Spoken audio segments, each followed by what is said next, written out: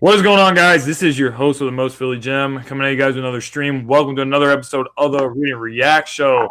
Philadelphia Eagles taking on the Dallas Cowboys this week. Rematch of a beatdown from Week 7. Eagles looking to avenge that loss and take control of the NFC East. So I am here with Joey Shakes as always. So how's it going, man? How you doing tonight? All right, man. I'm really excited for this week to see what the outcome is going to be because we didn't think that the season was really going to go like the way it has been going, and then we saw this game on the schedule, and All right. we said down the line this could be all for the division. So here we are in desperate need of this win, and pretty much this game. You win this game, you win the division pretty damn much. I mean, not technically, but with one more game Right. after that, but. The Eagles obviously would have to beat the New York Giants, but I think it would be hard. I think it'd be really hard to lose to the New York Giants, as they're really trying to make sure they lock up the second overall pick so they can get Chase Young from Ohio State. But anyway, we will get to that game very soon. But we're going to start off the show with the Read and React poll question. And my Read and React poll question for this week is about Greg Ward, the hero from last week. So, we're going to revisit this topic later. But my question, guys, is has Greg Ward already earned himself a spot on the Philadelphia Eagles for 2020? We'll revisit that later. But we're going to go ahead and, since we weren't able to get together after Redskins game. Right. I'll have a brief little recap of what happened and our thoughts and everything. So this game, it wasn't pretty. No. In fact, it was kind of ugly. It wasn't as ugly as the Giants game, but you know what? It was still ugly, and it was a scrappy win. It ended on another Carson Wentz game-winning drives, back-to-back game-winning drives. He did have a crucial fumble in the fourth quarter that led to a Redskins field goal.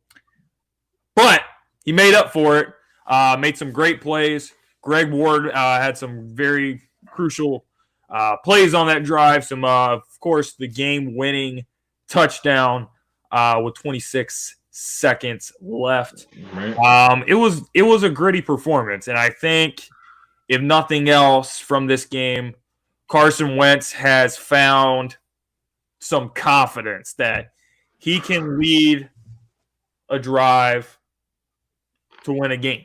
A lot of people didn't think he could do it. That's kind of been the knock, that he's not clutch. He doesn't have that clutch intangible or whatever people say about him.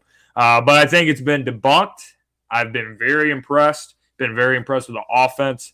Miles Sanders was a straight-up dog on Sunday. Had that big run on, 3rd and 11.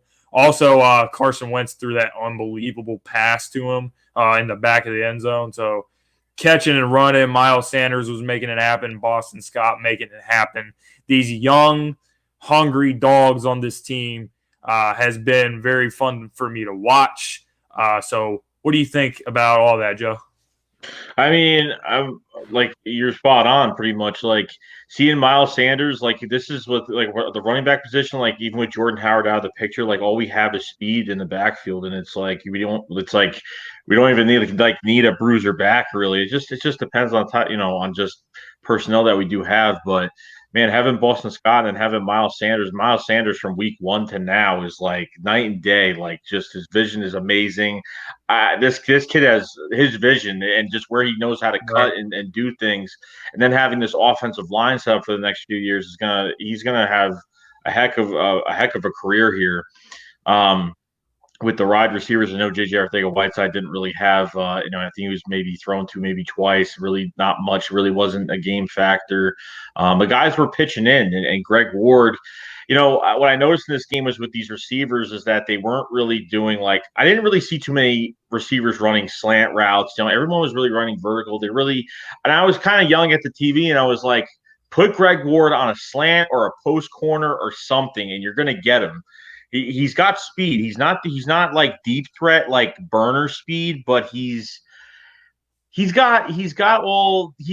the footwork, and I feel like Right. the route running is really good. And just to see like him go up over Josh Norman, see how high he jumped for that catch. I mean, Josh Norman we knew he was bad, but he got beaten by a practice squad wide receiver.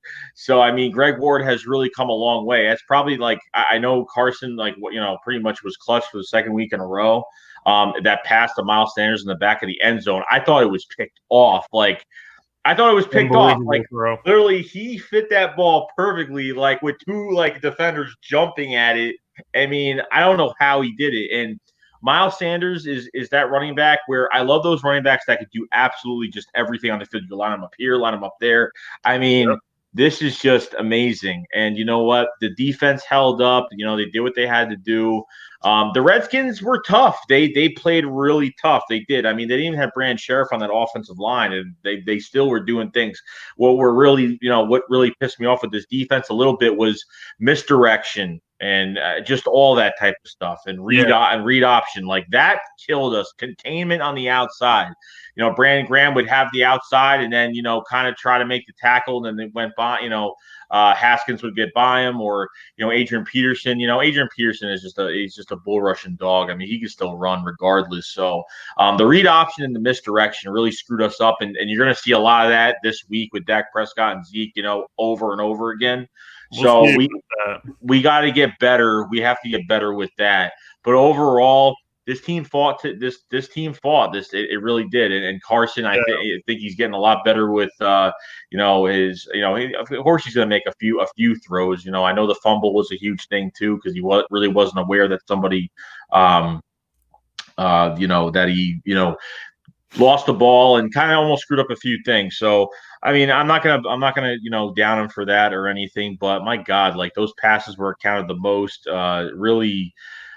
I was really impressed. I really was. I couldn't believe it. But when Greg Ward caught that touchdown, he got on his knee. He was just emotional and just like taking in the moment. I was like so proud of that kid, because I knew Nelson Aguilar would not catch that damn thing. I knew if that was Nelson Aguilar, he probably wouldn't even catch that. And I'm glad this week. I know we haven't got the injuries yet, but I'm glad that certain players aren't playing this week, and we don't need them playing this week, because I like what we have now. Keep the young guys in, produce, and if we can get to the playoffs with a practice squad, draft practice squad type, force coming into these games, and hopefully get to the playoffs, man, you never know what could happen. So I was really happy about this game, and I was really proud of the guys.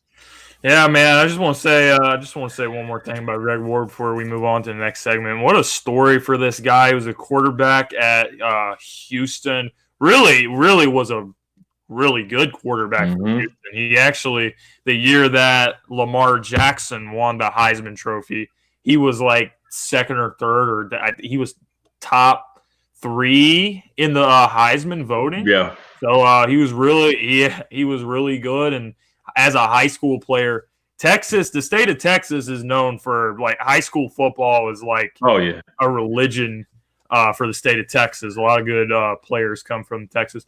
So he was like the Texas Player of the Year in high school, and then he goes to Houston, and Lamar Jackson just beats him out for a Heisman Trophy, and has a pretty good college career, and then he ends up on and off the practice squad, spent time in the AAF. Right. And he gets a game-winning touchdown, man. So I like what I'm seeing from Greg Ward. I'm seeing this dude's hungry, and he wants to go out there, and he wants to put his stamp and stay on this team. And I'm going to get to the poll question later on. Right. But we're going to go ahead, and we're going to move on to injuries. We're going to talk about some injuries. So Nelson Aguilar did not practice, banged up knee. Jordan Howard limited again. Would not expect him to play this week. So it's going to be Boston Scott. It's going to be Miles Sanders continuing to do the thing.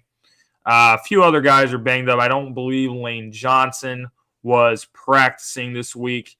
But you know what? I think we got a good chance to win this game. And being at home, the atmosphere, that we're going to have the crowd on our side. If this game were in Dallas as opposed to being in Philadelphia, I think it would be a little different. I think I'd feel a little different. But a lot of guys are still banged up, but I think we'll be okay in the end. But one thing I really want to bring up is the stuff with Dak Prescott. So this came out today that Dak Prescott has like some kind of a weird shoulder injury that he suffered in a game against the Rams, and Amari Cooper said, they were running RPOs, and he said he was going to hand the ball off no matter what, regardless of what the right read was, just to avoid like throwing the ball. So he said, I definitely don't think that. So my initial reaction was, wow, that's not good for the Cowboys. But then my second reaction was, wait a minute. I think the Cowboys are trying to blow smoke up our ass. I don't think Dak is actually hurt at all. I think they want us to think he is. So we go into the game when we're thinking Dak's not going to be a factor. Right. And Dak is a factor. Your thoughts? I mean, he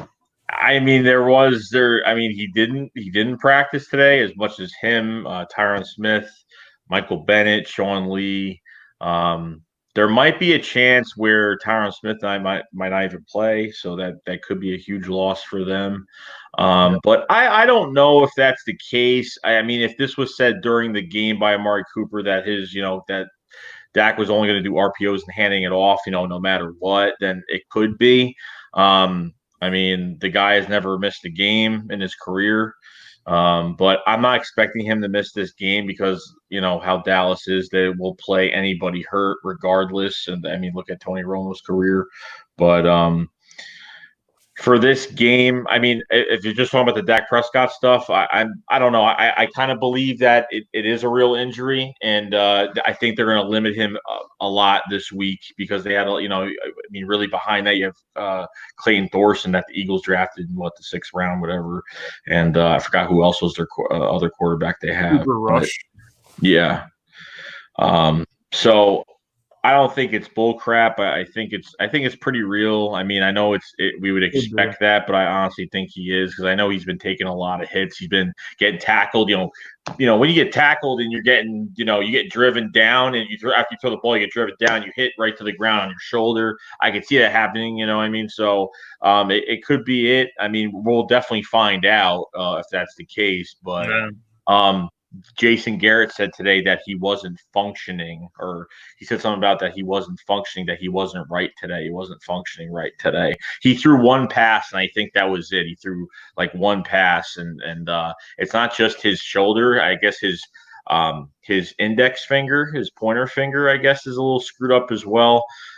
So we'll just have to see, but definitely going to monitor what's going on over there this week. Yeah, it's like we were talking earlier about how Dwayne Haskins was killing us with all the runs. And Dwayne Haskins is not a good athlete. He's not like that. He's not like Dak Prescott is as a runner. So I'm really wondering if you're right and I'm wrong that they're not blowing smoke up our ass and his shoulder is banged up, then that's going to affect some of the things that Cowboys do offensively, like getting Dak on the run and stuff like that. So, it's definitely going to be something to watch out for. So we'll go ahead and we will move on. We'll move on to the actual game. We'll get to the part of the show where everyone's interested in. So one matchup I'm looking at in this game, and you can chime in on this in a minute. So the Cowboys are very, very, very thin right now with their linebackers. They just signed Malcolm Smith. Malcolm Smith was actually the Super Bowl MVP back in 2013 when the Seattle Seahawks demolished the Denver Broncos. But pretty much Malcolm Smith has not had a good career as No. a player. That night he was just an animal, but other than that, not too much of a player. Leighton Vander Esch ruled out, so it looks like it's gonna be. And they had another linebacker that is not gonna play either. I think he went to IR, which caused the Malcolm Smith.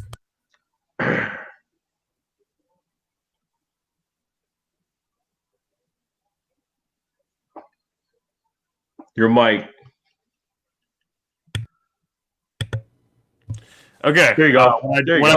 When I move my hand, I accidentally press the button. But anyway, I was saying, they had another linebacker that went to injured reserve, which that was the domino that fell that caused them to sign Malcolm Smith. Right. And then, of course, Sean Lee's probably going to play this game. Still have Jalen Smith. So I think it's going to be a tough matchup. I don't think these linebackers are going to be able to hang with Zach Ertz, and I don't think they're going to be able to hang with Miles Sanders, and I don't think they're going to be able to hang with Boston Scott, and I don't think they're going to be able to hang with Goddard. So that is a matchup that I think Doug Peterson has to make it a point to. You absolutely got to attack these linebackers because that's probably where they are the weakest right now. What do you think? Yeah, I mean, I know Anthony Brown. I know he's been out. I think he was put to IR. I'm not really sure about it, but I think he was put to IR a couple weeks ago, so they're down a corner. But no, I think linebacker. I think they need to get I think they need to move Miles Sanders around the field. I think that's what they need to do. Just tire those linebackers out, get to the middle of the field, and just try to at least. We just don't. The one thing I just don't need the Eagles to do, and look, I understand that. I'm worried because I don't want them to shoot themselves in the foot with penalties and go through the whole thing again. I know Carson Wentz has been clutch, and I know that this team has played better in the second half, but we need to play all four quarters great. We need to get in there, do our thing. And the one thing I want to say to the Cowboy fans is this: I know that a lot of these Cowboy fans are worried. I mean, they're acting like they're not worried. But I'm pretty real if I'm worried that we're gonna lose, or and the only way the Eagles are gonna lose is themselves. They look in the mirror and they can get beat by themselves. I think they could, with what they have, they could beat teams right now. I think they have found a formula. But for these Cowboy fans, just do us a favor, man. Don't embarrass yourself. Don't get us in, because if you get us in, you guys are going to get so much shit, and not even that, but if we win this division, that's going to be what? It hasn't been done. It hasn't been done since 2001? Back-to-back division. Back-to-back division title. Yeah, back-to-back. Dallas won the division last year, so right. Will not be the case. But however, I will say this. It would be 3 straight years the Philadelphia Eagles have been in the playoffs, which hasn't happened in a long time. No. Just don't let us in, because they're gonna. I'm telling you right now, and I'm glad. You know what? I'm really happy that this game's in Philly. I'm glad it's not in Dallas. Right. I'm glad it's in Philly. I think this is the perfect thing. I think this is just the perfect setup for us. I just think that we just got to stick with the formula we have. Move Miles Sanders all over the place. I know Camu Grugier-Hill is out right now. He put the IR with some, I guess he had a disc in his spine or whatnot. So he had to have surgery. TJ Edwards comes right in the game. So it's another young guy that's actually not played too bad. An undrafted, rookie from Wisconsin. So, I mean, as of right now, the Eagles could take. They gotta want it, and they gotta take it. This offensive line, I understand. I'm glad Lane Johnson will. I think Lane Johnson will be back this week. I'd be a little worried with Big V on the right side because he didn't really face any crazy talent last week either. But has a little bit of trouble with these bigger defensive ends, these high rated defensive ends like DeMarcus Lawrence as well. So DeMarcus Lawrence didn't even have a sack last week. As much as Dallas, whooped on the Rams last week. But I don't know. It's going to be interesting. But everyone just has to. The play calling has got to be. I mean, they just can't screw. They can't screw us up. They can't. I don't need them to have one bad quarter. They have to be set. And with these running backs, I think they could do so much. I'm going to say it a million times. They could do so much with Miles Sanders and move him around. I mean, I want the ball to get spread around. I don't want this to be tight ends and make it look so obvious. I want Miles Sanders. I want Boston Scott out for passes. I want J.J. Arcega-Whiteside needs. I want to see. There's got to be more time for it. With him, because you know what, I think JJ needs a lot more games. I just think he hasn't even played enough games. I mean, it's too late in the season. He needs more reps. He really needs more reps at this point. And so at this point, if they want it, they're going to go get this win. They get this win. They don't technically win the division, but I say it's pretty much said and done. So that's all I got to say. They better not let us in, because they're going to get so much shit. Because if they get beat by practice squad, literally rookie receivers, and the defense these corners, Darby, Mills, they got to do their thing. Rasul Douglas. Here's the thing with the defense. Defense gave up 37 actually on the road against Miami. Gave up 27 last week to Washington, but the last 5 games at home, the Philadelphia Eagles defense has only given up 17 points or less. Yeah. So defense plays completely different at home. And if Dak is banged up, there's only one guy who's going to kill you. So I'm looking at my defensive line. I'm looking at my dogs, Fletcher Cox. And they announced the players going to the Pro Bowl. And I'm sitting here like, why the hell is Fletcher Cox going to the Pro Bowl? He's going to the Pro Bowl on reputation alone. Okay, you're going to the Pro Bowl on reputation alone. I need to see your reputation this week. Right. Hog up that middle. You have to stop Ezekiel Elliott. You're the anchor of the defensive line. You're making $100 million. Show up. Brandon Graham, get after it. Timmy Jernigan, get after it. The D-line, it starts up front. They set the tone. Stop Zeke.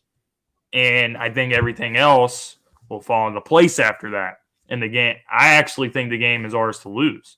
And as far as I want to chime in what you said about J.J. Arcega-Whiteside, I don't think it's a talent issue with J.J. Arcega-Whiteside. I think he has talent. I think the issue is he doesn't know the fucking plays.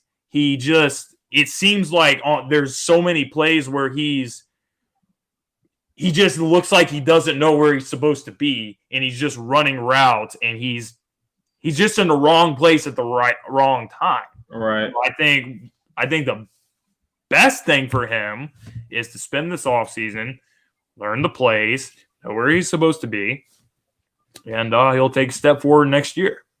So, we're going to go ahead and move on to the poll question. Greg Ward, has he earned a spot on the team? I think yes.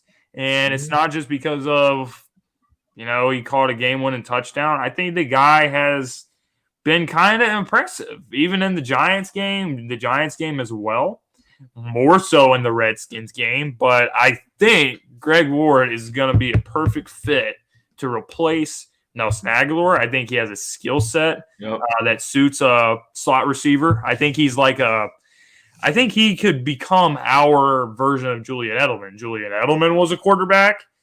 He's shifty with his feet. He can catch the ball. I think Greg Ward has pretty good hands, actually. So I like him as a slot receiver. And the biggest thing I like about him is the fact that he's a former quarterback. Is he has it up here. Right. He understands coverages, route concepts. He knows it because he's been a quarterback. So this is a no-brainer for me. Absolutely, Greg Ward is going to be a slot receiver for the Philadelphia Eagles for the future. Nelson, see you later. It was nice knowing you. I'll see you. I'm done. Bye. Yeah, no, I mean, with Nelson Aguilar, I mean, I'm glad he's not in the lineup. I'm glad that Alshon Jeffrey's not even playing. I mean, I don't want to. This isn't a time where we need guys to play in hurt. I mean, the story of the 2019 season is injuries. I mean, injuries and scheme with this offense, and that's for the biggest problem. And the Eagles have had some favoritism with veteran players, and just never always need to go out and get a guy that used to be on this team that won the Super Bowl with us, or go out and get J.J., go out and get just bringing guys back. You know what I mean? But they need to trust in these guys that are all going on the field. They need to just let the young guys play, and that's what we should have had weeks ago, unfortunately. But as of right now, I mean, with Greg Ward, my God, like the guy, if the guy gets separation, I mean, the guy can get separation. He's got quick feet. I mean, like you said, he's smart. He's a smart guy. Was a quarterback. I've if I'm seeing someone get separation, he's making catches. I mean, he's done it a lot of times. He's done it the past few weeks. So I mean, I know he missed one in the end zone like a week or two ago, but it is what it is. Like it happens. But I've seen him progress with this offense as the week goes by. So as the next game comes, he's doing something more and he's doing something more. Like you put him on a comeback route, he'll get it, turn around with that speed and get a few more yards and get the first down. And he will fight and drive his feet and fight like crazy. And then going up for that touchdown, I mean, that's the type of receiver we want. I mean, this is, he wasn't wide open. That ball was placed perfectly where he can go up and grab it. And my God, he jumped. He looked like he jumped 5 feet in the air, literally, to go get that ball. And I don't want people to be like, oh, you just like him because he caught the touchdown. No, because we've seen him catch, even if they're the short throws, like 15 to 18 yards, like something like that, and he could turn up a little bit. I'm happy with that. Like, and then when I see, like, after he got that touchdown, you see Miles Sanders next to him, and he's like this, and I'm like, young guy.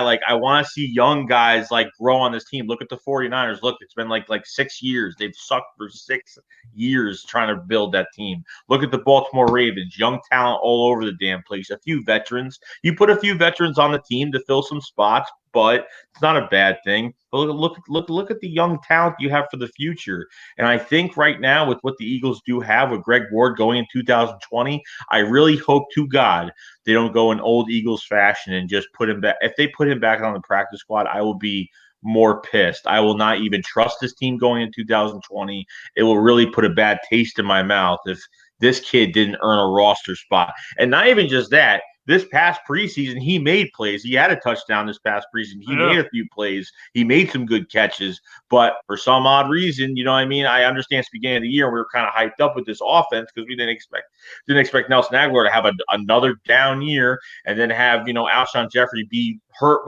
3 times this year pretty much. And, Deshaun Jackson needing surgery. He's out pretty much the whole damn year. So it just everything just fell apart with this offense. But what they kept doing is they kept Mac Hollins on this team for weeks and weeks and weeks. Yep. Not a catch since freaking September. And then all of a sudden they woke up one week and say, hey, we need to release this guy. And they finally did. After all this damn time, they release him. And we're like, holy shit. Do they finally realize they're doing the wrong thing? Or someone made somebody fucking release him, one or the other, because I don't know. I mean, we're not stupid. I mean, if a guy's not making catches, he shouldn't be playing, period. So as of right now, we go into this game with whatever. I don't care, young, whatever it is, but this is hungry fucking dogs, dude. These are just hungry guys that want to make a name for themselves. Just put a just make a name for themselves. Like guys that have been on practice squads for fucking like a few years, you know what I mean? Like, and they finally get that chance because when you're on practice squad, it's very hard to get a roster spot. Like it's really hard because it's really hard to even get a chance unless there's injuries. And since we have injuries, these guys are getting their huge chance right now to see that this is great because then we get to see what we can have for next year. If it's just Greg Ward, then that's fine. I mean, depending on what they're doing with Alshon Jeffrey and what's going on with that, because he'll be back by week 1, but he had the surgery. He had the same injury as Jalen Mills had that kept him out a year and a half. But should be back by week 1, but he's going to – Alshon Jeffrey, if he stays, he's going to miss all preseason. He's going to miss pretty much everything. So do the Eagles want to deal with that, or do they want to, we'll get into, they might sign somebody or whatnot. Depends if they keep him. But Greg Ward being in the slot for next year, I am fucking down with that shit. I know the guy can catch. I know the guy can get separation. I know the guy has a fire under him. And for him to be a starter in the NFL, plus he's dirt cheap, and you don't got to get another guy and bring someone in here expensive. Plus, who knows? You can go draft somebody in the draft that's heavy on wide receiver this year, this coming draft. So, Greg Ward, yes. It's perfect because Nelson Aguilar, his contract is about to be over. So he's out. Greg is in. And you talked about Alshon and all our guys that we have. I think the only receiver that we went into this year that's still going to be here is probably going to be Deshaun Jackson. I think Alshon's gone, and I think Nelson's gone. I think Ward will be here. And I think they'll draft a receiver, and that's gonna be your wide receivers going into next season. But anyway, what you brought up just now is the perfect way to enter into the Sit the Fuck Down award. Yep. Okay. I nominate for like the 15th time this season, Mike Groh. For the Sit the Fuck Down award. How many times did you get to the podium and tell the fans and the media, well, we're proud of Mac Hollins because he works hard and he ran good routes. And you had Greg Ward, who literally outplayed Mac Hollins in a game. In one game than he did the whole season. Okay? So, it's like, what the fuck? You know what I mean?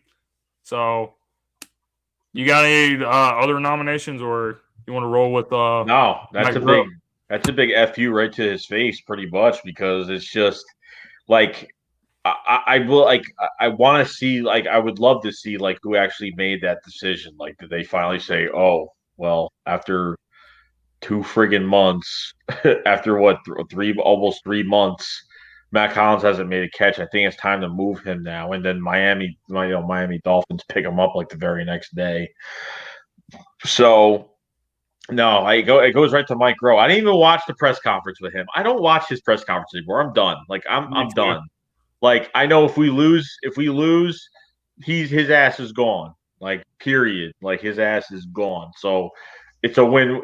I know we want to get into the playoffs, but it's a win-win regardless. So if we win, we get into the playoffs and we still lose or whatever happens, we all know that Mike Groh's still going to get fired regardless. It doesn't even matter what kind of season it's going to be. Yeah, I don't even think if we win a playoff game, his job is safe. No, not at all. No. But yeah, I want to go into one last segment and then probably wrap up the show. Offensive and defensive players of the game. I'm going to give one each. I'm going to go with Miles Sanders. I think Miles does it again, making some big explosive plays in this game when we need him the most, catching and running. Defense. I think Nigel Bradham is going to be making shit happen. I think he's going to fly over the field. I think he's going to make some big tackles on Ezekiel Elliott. Get the job done. Stop the run. Who you got? I'm gonna go with I'm gonna go with Zach Ertz. I know it's obvious, but right. I'm gonna go with Zach Ertz because I just think that he has just been, after that Miami game where he dropped those 2 balls, and he's been coming out and trying to get some extra yards and do what he could do, because we all know he doesn't really have the speed or whatnot. But I just think it's going to be one of his games where he's going to get targeted a good amount of times, which I really don't want. I want everyone to get the ball, but I think he's going to have a pretty big game. But defensively, I really want. And if Derek Barnett does come back, I really want Derek Barnett. If Tyron Smith is out, he could be out. If Derek Barnett can get in this game and line up on that side, I think he can have a pretty big game against the Cowboys. I agree with you with Nigel Brown because I think he could have a big game as well. I'm going to go with the D line on this. I know I'm not going to say Fletcher Cox because I mean the Redskins game he was doubled like crazy the whole game. I mean I don't think he was really a total crazy factor. He had some pressure here and there. He definitely had pressure. Almost had Haskins a few times, and we let him go, or we just couldn't containment on the outside. That's what we need from these guys. So those are pretty much my two guys. All right, sounds good to me, man. That's pretty much all I got to say. The Eagles have lost 4 straight to Dallas. That's bound to change. I think it changes Sunday. If you're good, Joe, I'm good. So thank you guys again for tuning in to the Read and React show. We will be back very, very soon. I'm not done, though. Oh, you're not? So Deshaun Jackson is dying to play. Deshaun Jackson had an interview yesterday, and it was pretty much like he is hoping to God that the Eagles get into the playoffs because he is ready to come back at 150%. Apparently, quote unquote, 150%. And how big would that be to get Deshaun Jackson back with the rest of these guys? Oh my God! That's all I gotta say. Yep, getting Deshaun back would be huge. Huge. Dallas, time's yours. So don't let us get into the playoffs. Just don't let us do it. That's all I got to say, guys. So thank you guys again for tuning in to the Read and React show. This is your host of the most, Philly Jim. This is your boy, Joe Shake, 72. And we will see you guys next time we host the next episode of the Read and React show. Hopefully to talk about this game. So, see you guys later. Peace.